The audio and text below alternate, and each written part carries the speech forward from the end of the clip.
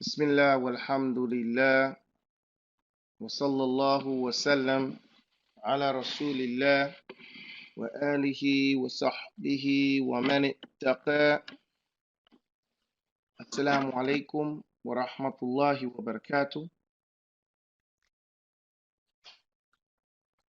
Abu Mahmoud, I would like you to take out volume 1 and go to the Isti'aadhah, okay, in our Shaykh's book. Okay, page 13.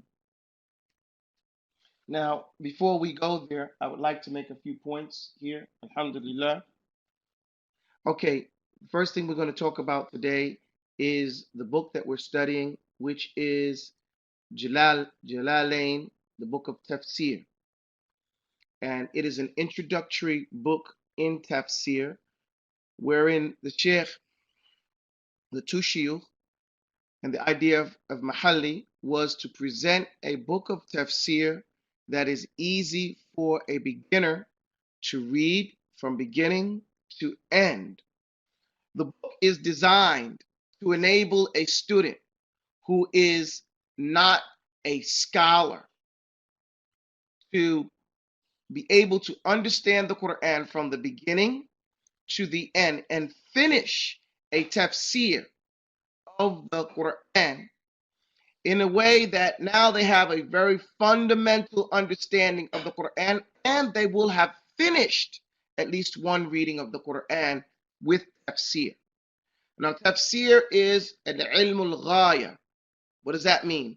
That means that there are two types of studies in Islam, and only two types. How many types of studies are there in Islam?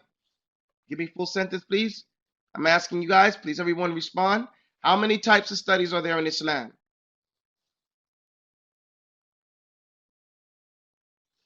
Right.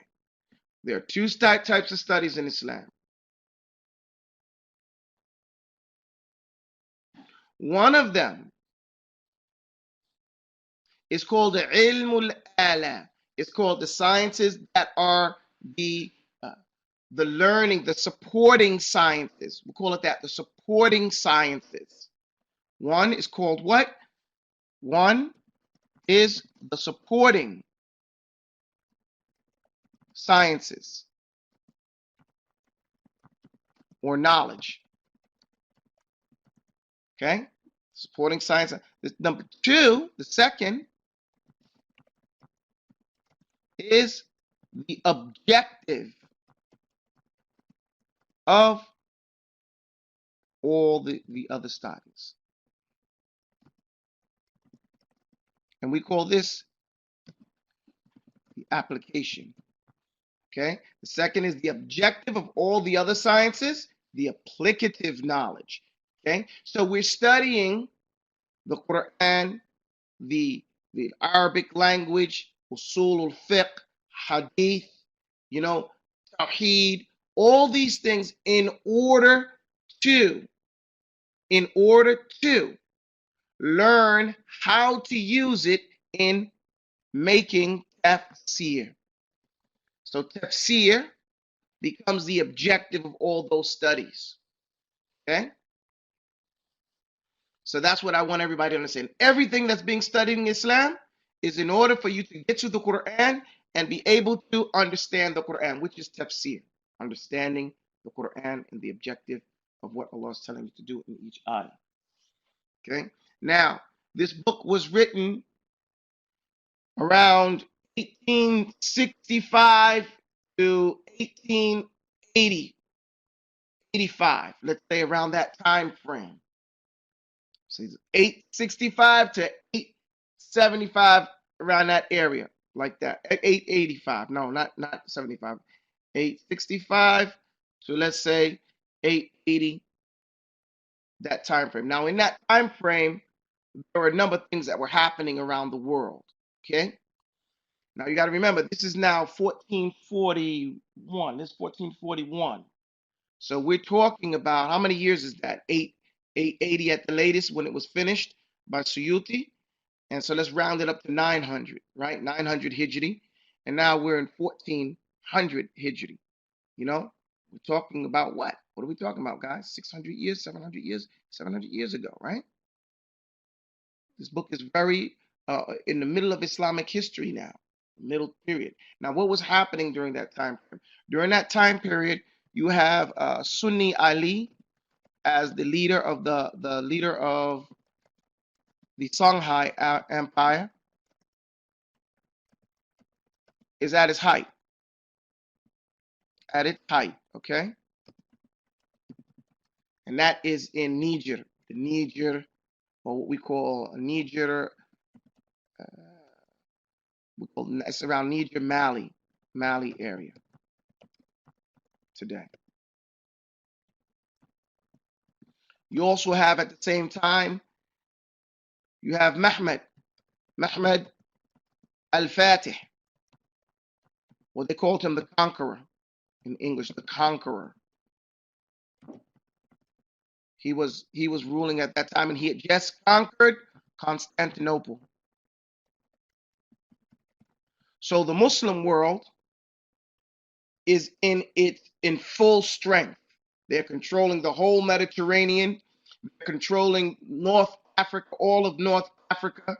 They're controlling what we call Turkey today, and that whole gateway, and all of Asia is under the Islamic rule. So Islam is at its height. Islam is at a height politically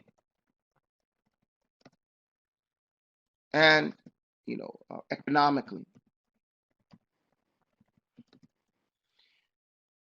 20 years earlier, 850 on the Islamic calendar, Columbus takes his first trip. At the same time, the Portuguese are now invading Angola, and the start of the Pan-African slavery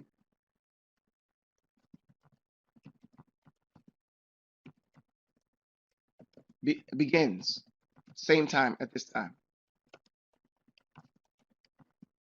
Actually, it's called the North Atlantic. It's called the North Atlantic Slave